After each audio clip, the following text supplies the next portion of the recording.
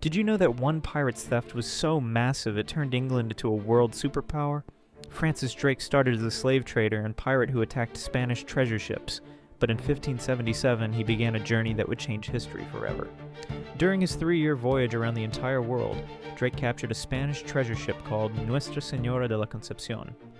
Inside were 26 tons of silver and chests overflowing with gold, worth 480,000 pounds.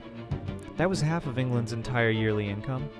Queen Elizabeth had secretly invested in Drake's voyage.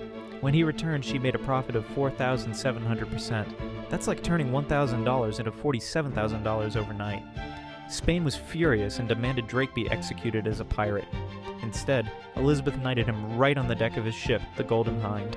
Drake's stolen treasure funded England's naval expansion for decades, transforming a small European kingdom into a global maritime empire that would rule the seas for centuries.